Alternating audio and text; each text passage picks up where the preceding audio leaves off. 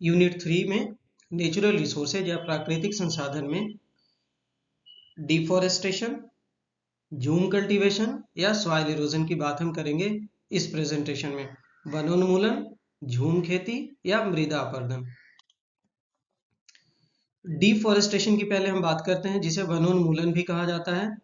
तो cutting down the trees over a large area या वृक्षों की कटाई या जंगलों की कटाई को हम डिफॉरेस्टेशन कहते हैं।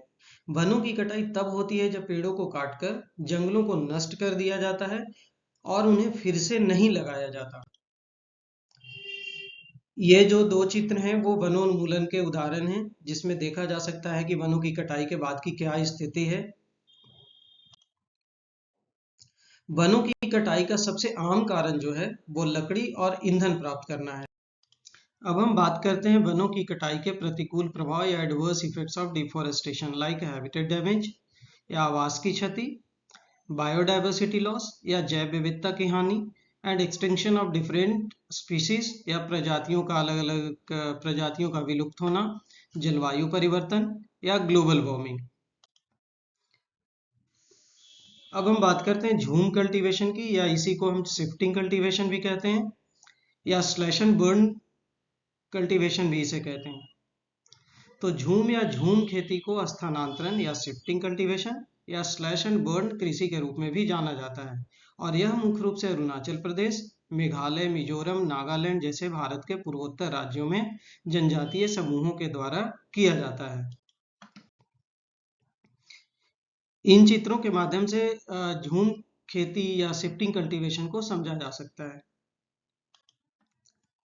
शिफ्टिंग कल्टीवेशन या स्थानांतरणीय कृषि कृषि का एक प्रकार है जिसमें कोई भूमि का टुकड़ा कुछ समय तक फसल लेने के लिए चुना जाता है, और जब उपजाऊपन मिट्टी की कम जाती है तो उसके बाद इसका परित्याग कर दूसरे टुकड़े को ऐसी ही कृषि कार्य के लिए चुन लिया जाता है।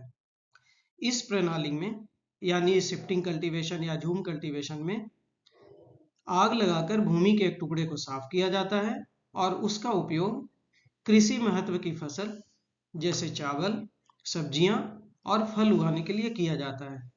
कुछ समय के बाद भूमि उर्वरता खो देती है और लोगों के द्वारा एक नया क्षेत्र पुनः कृषि कार्यों के लिए चुन लिया जाता है। इस झूम कल्टीवेशन के कुछ एडवर्स इफेक्ट हैं, कुछ हार्मफुल इफेक्ट हैं या झूम खेती के हानिकारक प्रभाव हैं, जैसे वन पक्षियों और वनवासी स्तनधारियों के लिए अशांति। साथ में जो वनों को जलाया जाता है तो वनों को जलाने के फलस्वरूप कार्बन डाइऑक्साइड गैस उत्सर्जित होता है, और इस CO2 के इमिशन से जो कि एक ग्रीन हाउस गैस है, ग्लोबल वार्मिंग या क्लाइमेट चेंज यानी जलवायु परिवर्तन या ग्लोबल वार्मिंग का खतरा रहता है। साथ में पेड़ों को जलाने से वायु प्रदूषण होता है, पारिस्थितिक संतुलन बिगड़ता है, वनों का क्षरण होता है या फॉरेस्ट डिग्रेडेशन, मिट्टी की उर्वरक क्षमता में कमी आती है, और आसपास पे रहने वाले जितने भी तरह के जीव जंतु हैं उनका भी नुकसान होता है, जिसे जैव विविधता का नुकसान हम कहते हैं। मृदा अपरदन भी एक बहुत बड़ी समस्या है जो कि झूम खेती के कारण होती है। अब हम बात करते हैं सॉइल इरोजन या मृदा अपरदन की। तो soil erosion is the displacement of upper layer of the soil, यानी मृदा अपरदन मिट्टी की ऊपरी परत का विस्थापन है, और इसके लिए जो मुख्य कारक जिम्मेवार हैं वो पानी और हवा है। अब हम बात करते हैं main cause of soil erosion की, यानी मृदा अपरदन का प्रमुख कारण। इंटेंसिव एग्रीकल्चर या डिफॉरेस्टेशन या वनों की कटाई, कंस्ट्रक्शनल एक्टिविटी या विभिन्न तरह के निर्माण संबंधी गतिविधियां, चाहे वो डैम का निर्माण करना हो या माइनिंग करना हो, फ्लाईओवर बनाना हो, साथ में फार्मिंग एंड ग्रेजिंग यानी खेती या चारागाह, हवा, पानी, ये सब मुख्य कारण हैं मृदा अपरदन के। मृदा अपरदन के प्रभाव भी हैं जो कि adverse effect of soil erosion.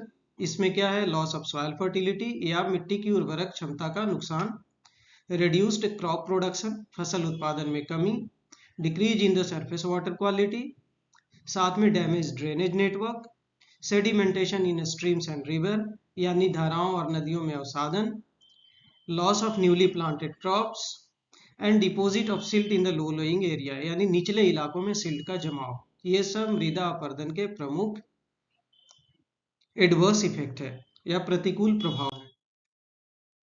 मृदा अपरदन का नियंत्रण या रोकथाम यानी कंट्रोल और प्रिवेंशन ऑफ सॉइल इरोजन, तो इसकी जो मुख्य विधि है वो यही है कि to increase the vegetation cover on the land, यानी कटाव की रोकथाम के लिए जो सबसे प्रभावी ज्ञात विधि है वो भूमि पर वनस्पति आवरण को बढ़ाना है, जो हवा और पानी के कटाव दोनों को रोकने में मदद करता है।